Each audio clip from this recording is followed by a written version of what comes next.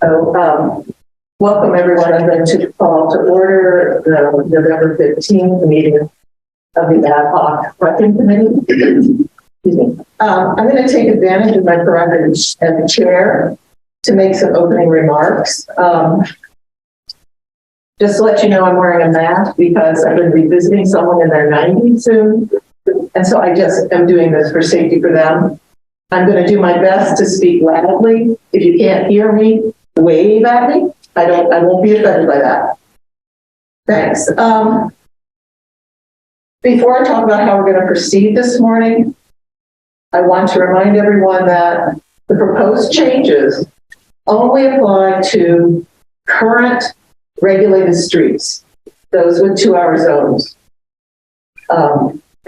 Excuse me, those zones exist because residents requested those parking restrictions in the past.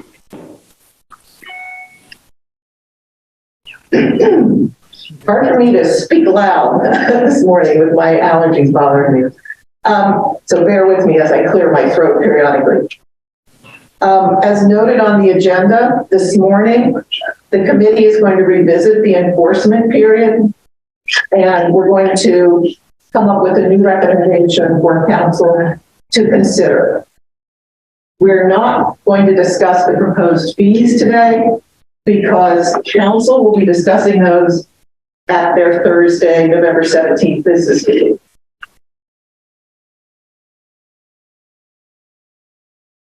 We have limited time this morning because some of us need to stop at 9. So I'd like to suggest to the committee that we table the last 2 items in the discussion on parking, the private parking lots, and the reserve space application process for a future meeting, and also move public comment up to item 4A.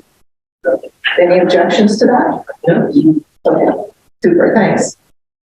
Okay, so Bob has agreed to take minutes for us today. So the first item on the agenda is the approval of the October 14th, 2022 minutes. I move we approve the October minutes. Okay, all in favor? Thank you. The second item on the agenda is an update on the park mobile usage. Michelle, would you like to say anything about that? You included the... Yes, I did include a chart on the transactions and amounts for the past few weeks. It seems to be stable. Cool. The usage. Yeah, great. And then the next item is the public parking map. I just wanted to get an update on the status of that. I know you've been working on it. Yes, it's still in progress. Like I said last time, it's a pretty big project. A lot of components. It's still being worked on. Yeah, great. Thank you. That's a good question. Sure. Several residents have asked for a map that would show where the unregulated versus the regulated spaces are. Is that what this map will? It's everything. It'll be everything. Meters, time for meters, where EV charging stations are, where handicap parking is. I'm going to try to include everything. We do have an old map, right? I think Matt West had done that shows the regulated. Right, and that's on the website. It's on the website, so they can find it on the website. Yeah, I was going to go look for it in the SharePoint, but it's already on the website. Yeah. The one thing I'll point out too, though, is the map that's on the website. You can't really tell, is it both sides of the block that are regulated or not? So I'm hoping that with the GIS data that you have to work with, that we'll be able to have something that's a little more comprehensive, so that it makes it easier for people to say, oh, I'm visiting somebody who lives on the regulated side, but look, the other side's not regulated, so we'll just park over there. So anyway, thank you for working on that. The next item on the agenda is the action items for Borough Council. As I noted, that is really just the fact that we're going to ask Council to discuss the fees, the proposed fees for residential permits and guest passes at the Thursday business meeting. Okay, so we're going to do public comment now. With a couple of remarks about that before we start. You're welcome to comment about any aspect of parking. But I would suggest that any comments you have about fees would be more impactful if you either emailed all borough council with those comments or came to the business meeting Thursday night and made a public comment. I mean, we'll certainly listen to them, but you want all of council to hear what you have to say. Given that we have limited time, let me say one other thing. I also want to assure you that we have heard everyone's concerns about the 24/7 enforcement period. And we will be coming up with something, a recommendation that is as close to what you have right now as possible. We are wanting to look for some standardization, and I'll say more about that later. So there might be some changes. Given that we have limited time today, I'm going to ask that you limit your comments to 2 minutes apiece. So let's see. We'll start in the room. And I just ask a question. Could you repeat that again? Because I think that's really important. Which part? To make sure that everybody hears again. Which part? That we're going to be discussing that we're not going to be doing 24/7. We're not proposing 24/7. No, we're not. We've heard that. We're going to recommit to. Right. So like, I'm just asking to say it again because I'm not sure that it actually was clarified everyone. Okay. And just like we're going to actually be looking at times that pretty much either match or are very similar to what currently exists. Exactly. In the two. Exactly. Yeah, we're not going to recommend to council 24/7. That we've heard. That is not, in fact, some of you I've sent emails to in response to yours, and I said that in my email. So Thank you. That's, Because I know we're going to hear a lot of comments, and I just, yes. There's no point in people. Yeah. If you think that we're going to recommend 24/7, we're not going to. So, yeah. All right. So I'll start in the room. I'll just start over here and go, would you like to make a public comment? And when you do make a public comment, state your name and address. And then 2 minutes. Okay. My name is Eva Rendell, and I'm 107 Chestnut Avenue, Southside. I guess based on what you're saying, the main thing I feel like is I don't understand why you have to do standardization. I feel like the main benefit of having a small borough is to be able to, be more specific to each block if you need to. So I don't know. I feel like when I saw that there, one of the things is that you might do standardization across. It didn't really make sense to me because it doesn't seem like that much of a hassle for a parking person to understand each section of our. And then secondly, I was actually shocked that the parking study was because of Southside concerns. When I heard about the parking study, I just assumed it was about downtown and North Narberth. So I feel like that's a little shocking that I feel like there was like a small faction of people that were concerned about the church and the parking. And then those people were the ones that created this whole parking study is really shocking to me. And it seems like it's a little bit off the mark, but I just wanted to mention that. Thank you, Eva. Okay. Next, do you want to make a comment? Sure. Michael Welch, 104 Woodside, Southside. Many of my comments were going to be about the 24/7, but I did want parking.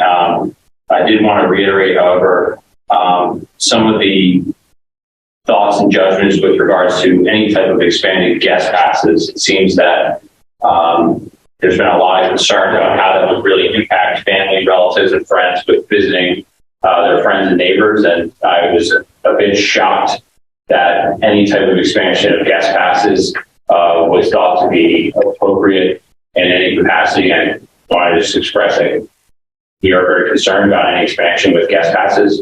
It's bad for Narberth, it's bad for the borough, it's bad for business. Okay. Thank you. Next. John Constantine, 401 Fire. I've been to several meetings. I want the minutes to reflect that I'm opposed to the fee parking program, generally on the nominal amount, as it was. I mean, it was only meant to cover the parking controller walks around town, that's a benefit to all residents, adding a level of security, eyesight out there in the public. So, to say their fees are only for the 2-hour enforcement is incorrect. And most of that should be done for surveilling the downtown area, parking meters. I also wanted to reference the Nelson Nygaard study. I'm glad to see some other residents see that it is an outdated study and it was done pre-pandemic. A lot has changed. I've monitored the train station parking lot. There's been no less than 20 open plus 3 open handicap spots at all times every time I visited there. So to say there was a problem around the train station today, I don't think is correct. I don't know what studies you've done since then. And then also you're making all these intricacies on how to add or remove a designation. I don't know how you can get to 60%. How's that measured? Each block is different. I'm on a corner block where I only have 2 houses, one on each side. So, how are you going to decide which residents do I need to find to add or remove the designation? Your time's up. Thank you.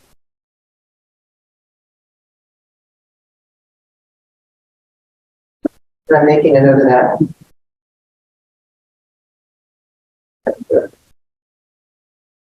Good. Stop. Well, I stopped you. Stop. Try to stop. All right. The back row.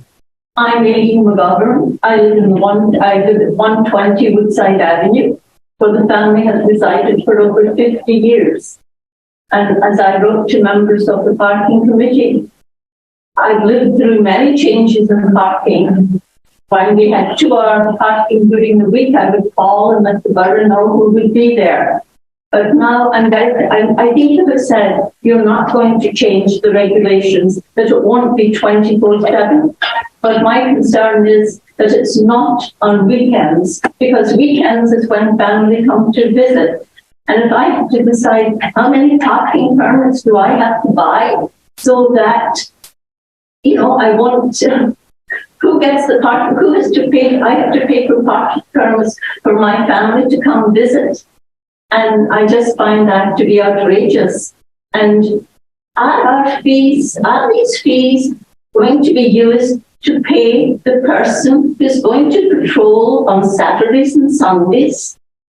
It seems sort of, who would want to be the person who's going to come around the borough on Saturdays and Sundays to find out who doesn't have a permit on their car? But I think you have said I read a thing today that John had forwarded, and it said it would not be changing to what we now have. And that's my concern. Well, let me just say again what I said before, where our intention is to recommend to council something that is as close as possible to what people have right now. And there are some places in the borough where the parking is regulated on a Saturday. And I'll talk about that a little more later. If you live somewhere where it's not regulated on weekends, that's your current. So and that's what I came here to find out. Right. Make sure that if it's going to be on Saturdays and Sundays, well, that might also occur. Right. I appreciate that. Thank you. Would you like to make a comment, John? Yes. My name is John Gonzalez. I live at 206 Woodside Avenue. First, I want to thank council for hearing the residents' concerns. There have been a lot of changes that have been made since the original, I think, the committee started to get together and form its recommendations. And I appreciate the fact that you've listened to the residents and made changes. And I want to thank you for doing that, especially with respect to the 24/7 enforcement. I'll attend the meeting on Thursday, but I am concerned about the cost and the discrimination between those who have driveways and those that don't, and increasing the cost per vehicle. That seems to be punitive. That seems to be that council is trying to force behavior changes by forcing people to park in driveways and move their cars around every day in order to avoid paying the higher fees. I understand that council as a whole will address that on Thursday. I simply am here to echo what I've addressed in my emails, and I thank those council members that have responded, and I ask that you take that into consideration when you ultimately make your decisions. Thanks. Thank you, John. Okay, Manager Brian or Michelle, do you want to let folks on Zoom know how they can make a public comment? Sure. So for everyone on Zoom, the way we handle it is if you can either use the function on Zoom that's raise hand or like literally raise your hand, what we'll do is Michelle will call on you and you'll see a prompt on your screen that will give you an opportunity to unmute yourself. And then you'll be given 2 minutes to make your public comment. And then after the 2 minutes, you'll be muted again. First, we have Karen Stern. Yeah.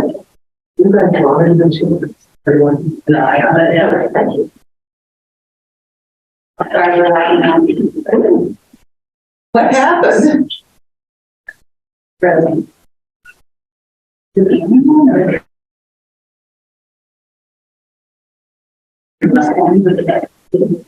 know, I installed it. I was running out of browser because What? Gotcha. Wow. Oh. actually I think what we might have to do, given that, is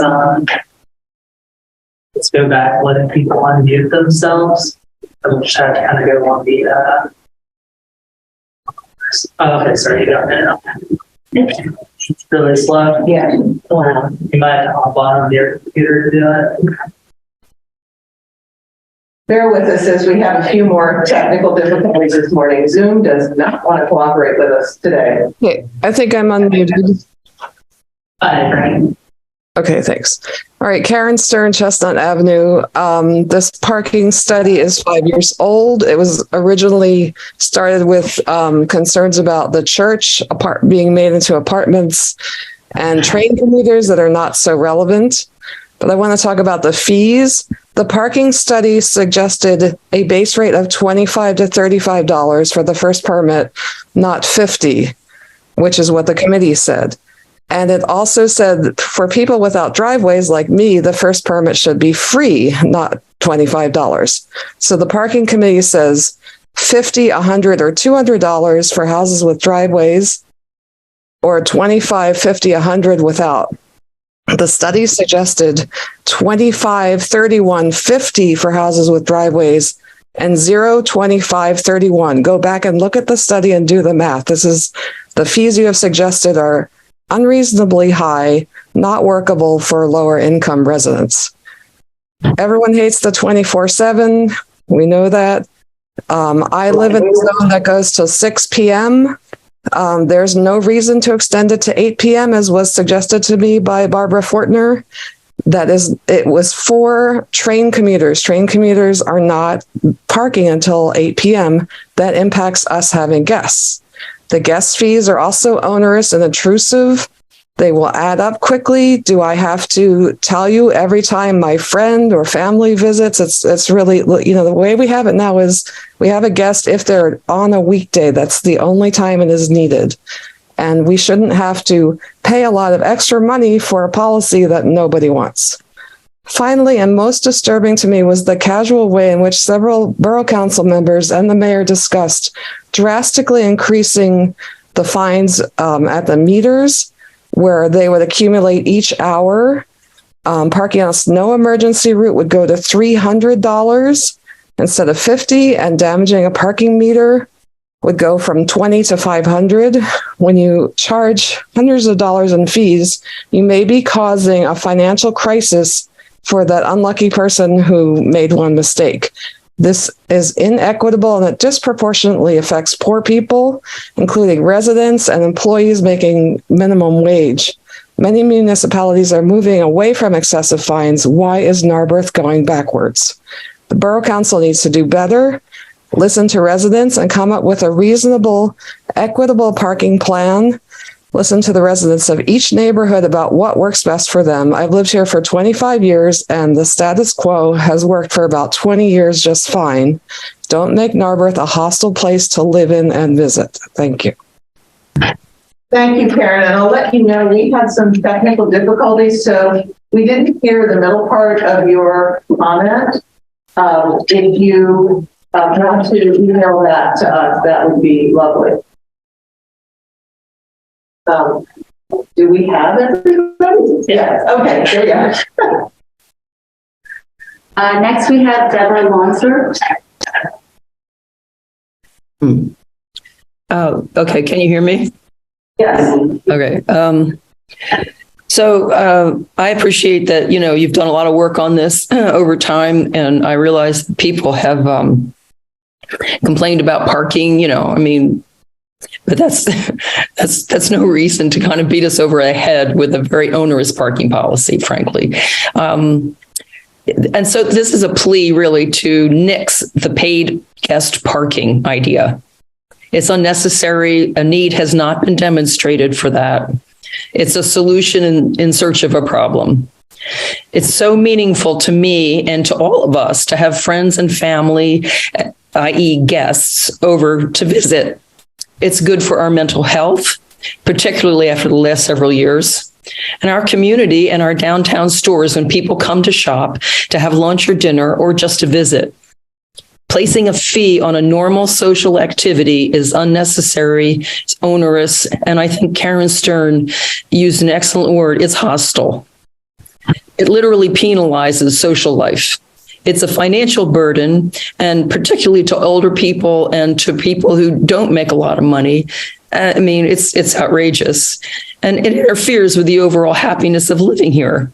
24/7, of course, as you realize, is not a workable idea, but neither is guest parking fees in general. We just don't need them. You could institute part of this plan you have. I think some of it is necessary. The graduated fees. I don't think Karen realized it's only $10 for people without a driveway, if I understand the thing correctly. I'm not so opposed to that. So I think you should really take a look at this, and I think you should also take a look at the municipal lot that Narberth has behind Borough Hall. Excuse my voice, I've been really sick. And also the surgery center lot, which I believe has been looked at, but didn't work out with the owner. But if ever there was a need for eminent domain, I think it could be for part of that parking lot. And maybe get a 24/7 parking lot, some meters somewhere for people. But that's my comment, and thank you for listening. Thank you, Deborah. Next, we have Franklin.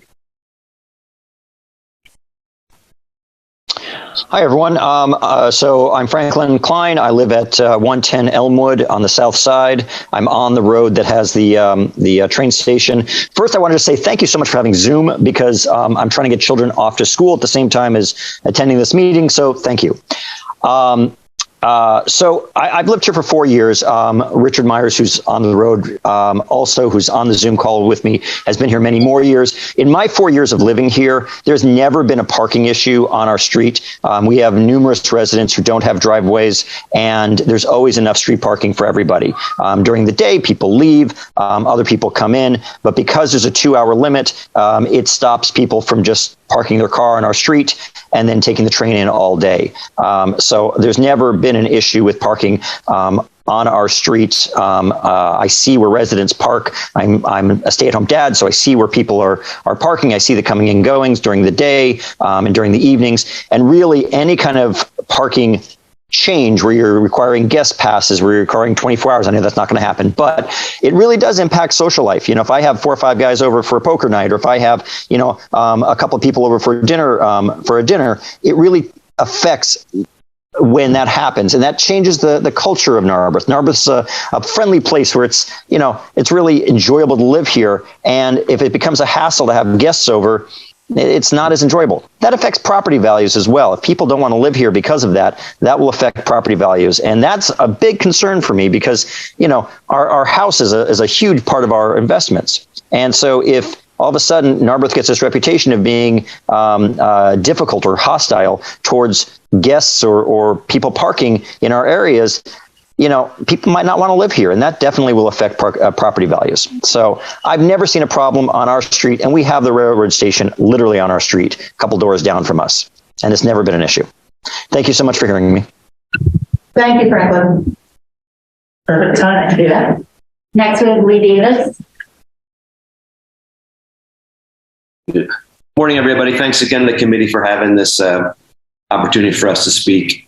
I'm going to let my wife, Lee Partridge, speak for us. She's lived here a little longer than I, so she has some feelings about the subject. Hello, everyone. That's Lee Partridge. I'm at 117 Chestnut, and like many of you, I've lived here a long time, 33 years, and I was here when they were figuring out that 2-hour parking would be important because of the commuters, and the 2-hour parking under the current time really solved all those problems. And as everyone has said, things have changed since COVID, and I just feel like extending it even to 8 to 8 is also going to greatly impact how we live and how we socialize. And I just really feel like if there isn't a problem with what's going on, and if the problem is parking, then let's really show that there is a problem. And if the problem is money, then let's deal with ways to find that money that don't impact how we live and how we socialize and just how friendly this place is. It's always been friendly. So I really agree with everything that everyone said, but I just want to clarify that even extending it 8 to 8 when there isn't a problem here is unfriendly and unnecessary. So thank you so much again for hearing us. And again, I agree with everyone's comments. Thank you. Next, we have Richard Myers. Good morning. Again, thanks for hearing us. I am not going to repeat what my neighbors have said. I live at 111 Elmwood Avenue across the street from Franklin. We have not really experienced any parking problem. We do not have a driveway. But let me address the elephant in the room. The elephant in the room is if the borough council needs more money, then we should raise taxes. I'm sorry, it's a horrible thing to say, but that affects everybody, and everybody has to pay, not just people who perhaps are without a driveway or make a mistake in parking. The second thing that I want to say is that enforcement is not free. And I have seen this in numerous other contexts where, with the best of intentions, municipalities and other governmental entities have a revenue raising scheme, but they don't count the costs of enforcement. And that means the wages and the overhead of hiring somebody to do that enforcement, not to mention the legal mechanisms that are required to enforce when somebody complains about it. These are not free. They cost all of us. And before such a scheme is adopted, there really should be a cost-benefit analysis so that we can see what is going to cost to enforce something of this nature. But again, there really is no problem. So we shouldn't have this ordinance. Thank you. Thank you, Rich. Is there anyone else on Zoom who'd like to comment?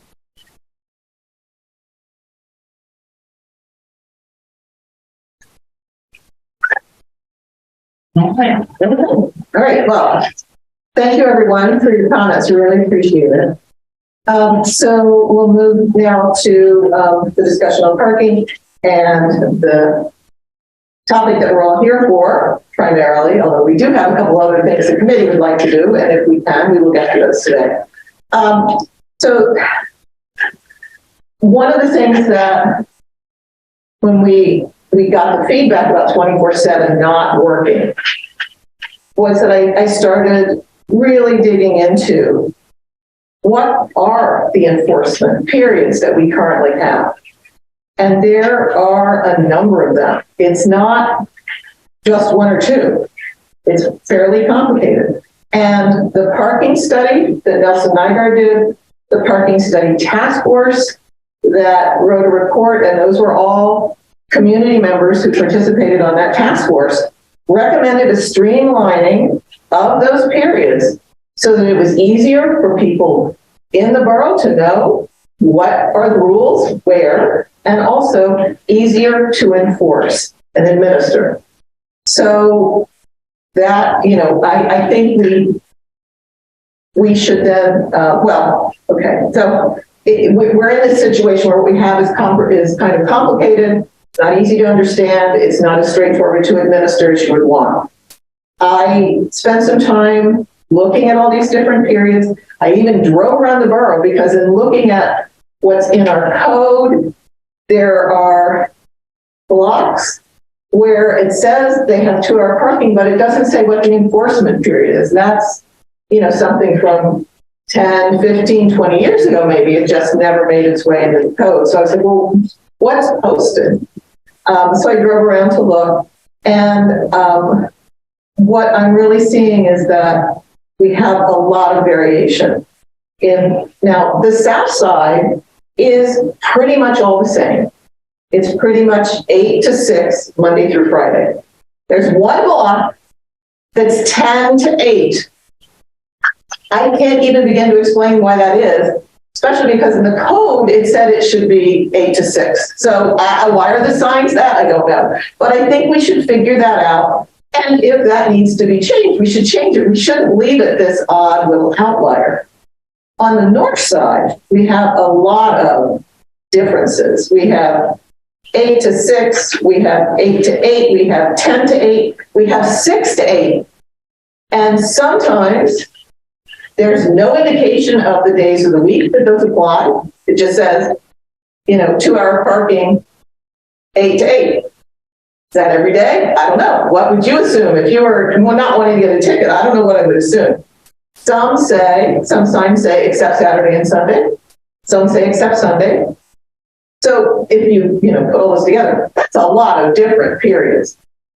It probably shouldn't be that complicated. So my recommendation to the committee is that we take a little time to make sure that we have an accurate recording of the posted enforcement hours, because that's what people are, we're hearing by and large, people don't see a need for any change in what their current situation is.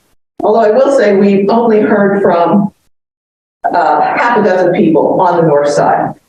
But those people have said they're fine with what they have. But so I think we need to look at this and see what's out there, make sure we understand it, then look at ways to simplify them where we can, where it makes sense.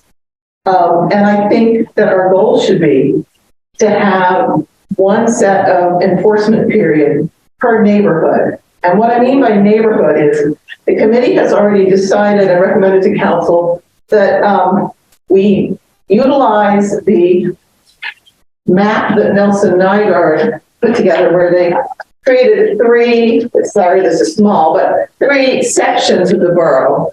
South, kind of central, going up to kind of Woodbine, and then north, the northern end. We may need to tweak the boundaries a little bit, but we decided that we'd like to use those so that we could allow people who have a 2-hour permit in one of those zones to park anywhere in that zone, so that right now they're just restricted to their block, and sometimes that causes problems for someone if their block is fully parked up, but the corner, the street right around the corner has spaces, but it's a 2-hour zone. They can't park there. So we want to give people a little more flexibility within their zone. But it doesn't mean that if you have a permit to park in the central zone that you can park in the south zone. You can only park within your own zone. So anyway, I'd like to suggest that we come up with one set of hours for each neighborhood. Now, as I said, we might need to change the boundaries a little, because I think our goal on the north side, I think, should be to look at the needs in the sense of we have some places, especially in the downtown area, the Montgomery Avenue Business District area, kind of going over to Iona, where you have commercial and residential parking needs kind of competing with one another. And we want to make sure that we're protecting the residents during the time frame that they need. I suspect that's why there are areas that go to 8 p.m. because there are restaurants near a lot of those places. I suspect that's also why sometimes the hours apply to Saturday, because the businesses are open on Saturday. So that's my recommendation to the committee. And yeah, before we can even come up with a recommendation for council, we need to understand our current posted enforcement hours. And we've got, I looked at what, some of what Public Works has put together for us and what's in the code. It doesn't always say the days of the week. That's the problem. We're missing that component. Yes. So I said offer, given that, predominant public comment and the predominant folks who are here with us this morning are Southside residents, it seems from what, and thank you for that summary, it seems to me that the South Side seems much simpler to address than the North Side. So maybe to help everyone at ease here, will we be willing to kind of say that, the idea for the South Side, it as a neighborhood makes sense and enforce it Monday through Friday, 8 to 6. Yeah. Well, yes, because that's what they currently have. So yeah. And again, this is. I just want to make sure that we said that. Sure. It's for the Southside residents, only for the blocks that are currently regulated. Like I live on Marion, on the 100 block that is not regulated. And some residents have said, will we now be getting ticketed? No, because we're not regulated. Right. Exactly. Let me thank you for that point. So let me make sure my semantics correct here. What I'm recommending the committee consider for the south side of the borough is for the currently regulated streets that they would all be enforcement period 8 a.m. to 6 p.m. Monday through Friday. Yeah. Right. And I think with the one caveat that we might want to see if we can figure out what was going on with that one block that's got signs on it. Which one is it? But the ordinance is at variance with the ordinance isn't, I think we have to just follow the ordinance. Well, I think so, but we have a lot of very, you and I had a chance yesterday to talk about signage in the borough, and there's a lot of funky signage in the borough. There is. So trying to unravel the mystery of some of the signage. I don't know what sort of rabbit hole that would be. Right. I think, like I said, the signage in the south side, the signage for whatever we come up with, every neighborhood should match what we come up with. Yeah. And thus all the signage on the currently regulated streets in the south side should say Monday through Friday, 8 to 6. Yeah, I think so too. Even in the places where right now it maybe doesn't even say what days of the week. So. Yeah, and given the current for the south side neighborhood, that makes sense. Yeah, because it's you're the only place where you have some competing activities is the train station, and that's pretty much a daytime issue, not a nighttime or weekend issue. And as the residents have noted to us, and I think as we've talked about, if anything changes once SEPTA starts charging that lot again, if anything changes once the bridge opens back up to vehicular traffic, a future body can figure it out then. Right. Yeah, because I don't think while it is tempting to say, oh, the way things are right now, the train station is the way they're always going to be. Might not be 5 years from now or 10 years from now. So yeah, future residents, future administrations, future councils will need to be looking at those things and knowing that they may need to make changes if the situations change.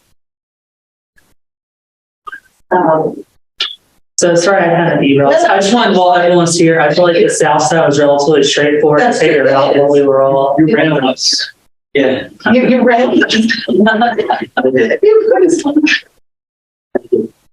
The north side, however, it seemed where we need to figure out what the actual what the actual enforcement situation is. Yeah. So again, so we can replicate something close, given that we've heard from people, they don't really want the enforcement period to change, so that we can replicate what is relatively close to what's going on there now.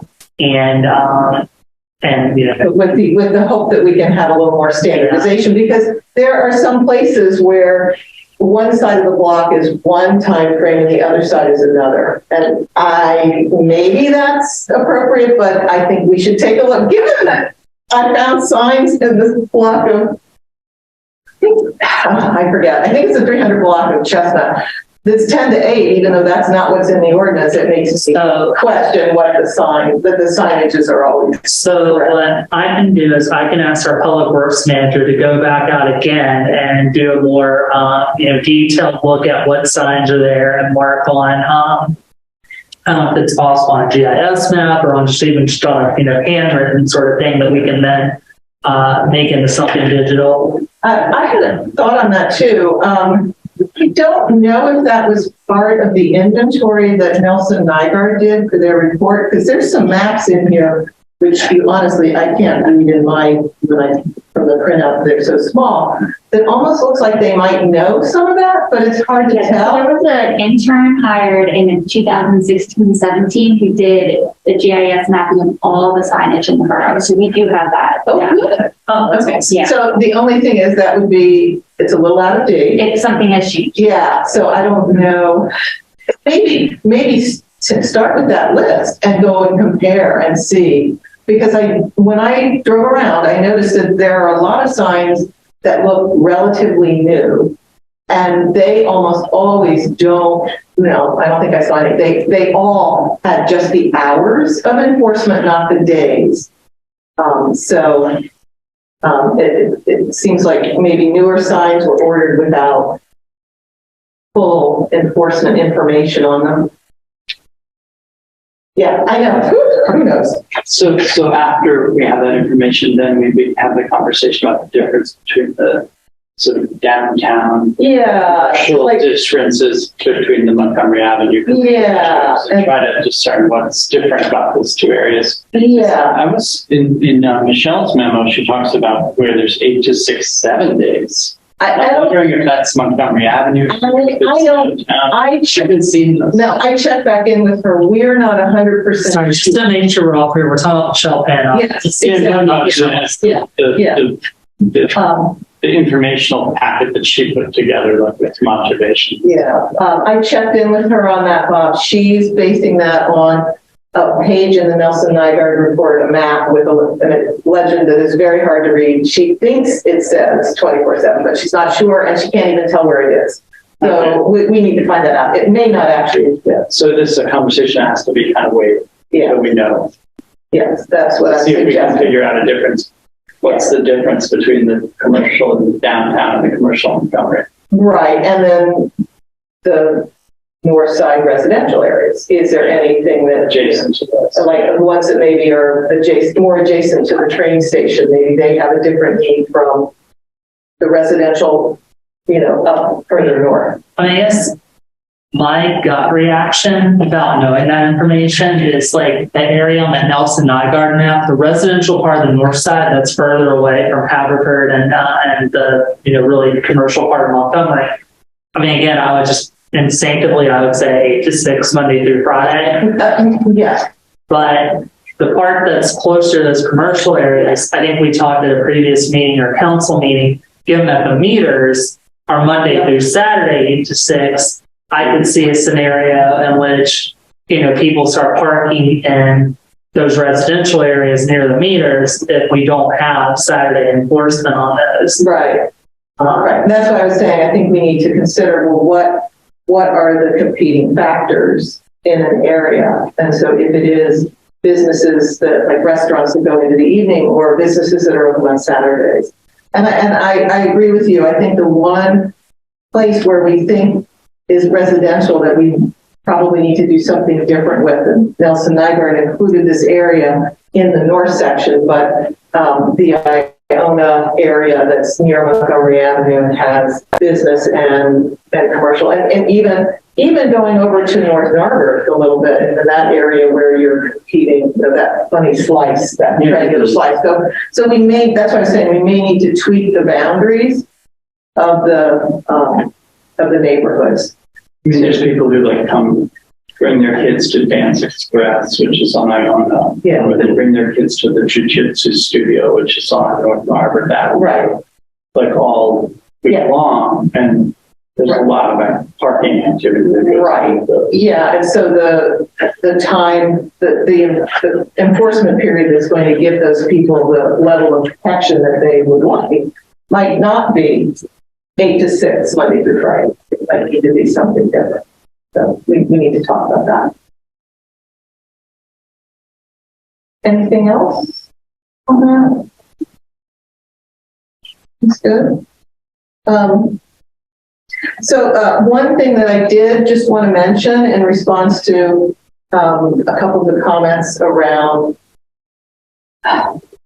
concerns about not being friendly to guests if we have guest passes.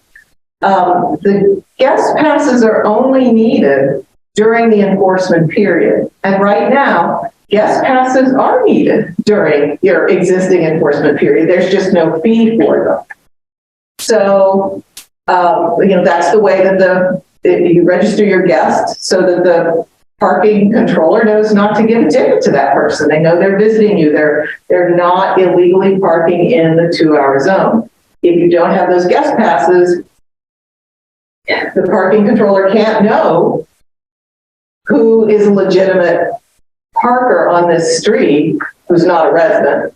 And so it's going to have to ticket everybody if you want the protection, if the block wants the protection that they requested. So I think,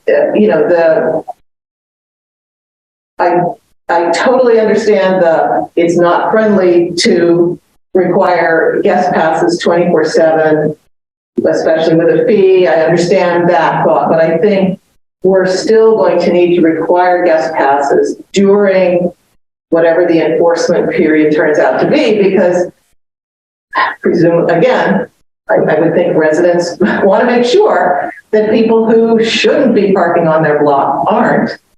And there's no way a parking enforcement officer can know that without the registration of guests. So I just wanted to make sure everybody understood that.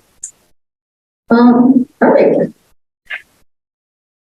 Okay, I think we have a direction for this. We know where we're going on this, and the staff's going to get us a little more data so we can talk about this at a future meeting.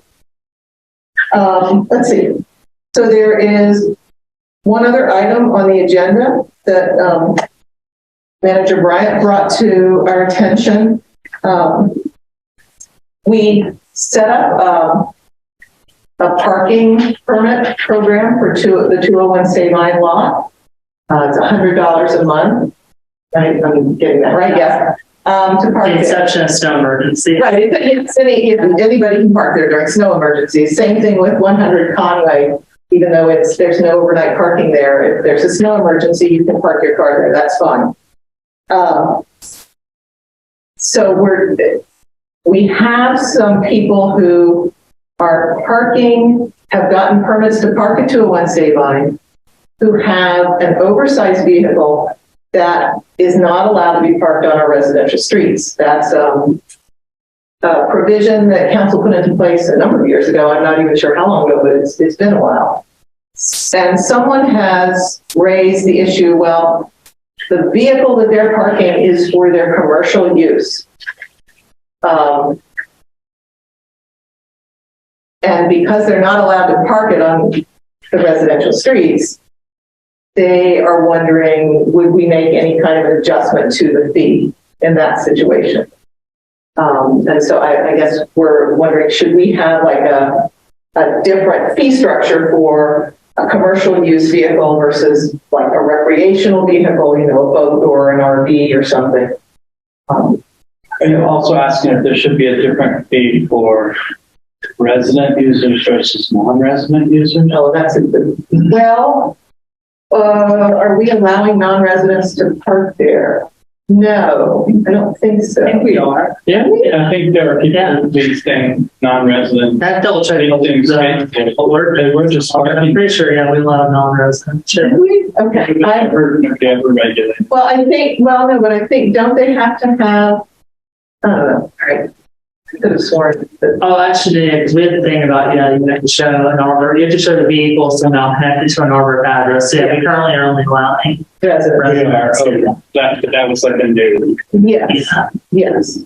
Yeah, that's a new thing. So this is, a resident who has a commercial vehicle. So we're really talking about changing the fee. Yes. So I'm not necessarily recommending that we should, just so we're clear. Should we? I just remember this was a thing that had come up in a previous meeting where it had been pointed out that people were parking at Sabine because the borough had previously, a generation ago, had told them to do that, only ban oversized vehicles from parking on the street. So I remember when that law was put in place, and I didn't understand at the time, well, what was the problem with people parking their commercial vehicles on the street? They live here. They should be able to park their vehicles on the street. And there was like sort of the feeling of more of the council then that, well, they're, taking up space. So the idea was sort of put them in other borough spaces, which is also valuable, potentially valuable recreational space. So like I see why we want to do that, but like what about just having a special designation for commercial vehicles for parking on streets? Because my fear is that in the future, like if let's say Sabine Avenue becomes a park, then we're going to have a carve out for like commercial parking. Oh. And instead of having recreational space versus like we already have paved streets that are perfectly adequate for parking. So like why would we why would we carve space out of potential recreational space to park commercial vehicles? Because we already have really suggesting that. No, I just think it's a slippery slope. Like if we start to make like the provisions for like providing parking for commercial vehicles for residents in the park, like that will just be like by inertia, that'll be a thing we'll always be doing. That's my fear about it. Well, for what it's worth, right now, I think, I wouldn't message, but Michelle and Missy deals with the permits where I think we have like 7, I don't know if you know, and I want to say like 7 is more 8. So I think it's a smaller number than we envisioned. A lot of the no offense, a lot of the junk that was parked up there when we started the permit program found somewhere else to be.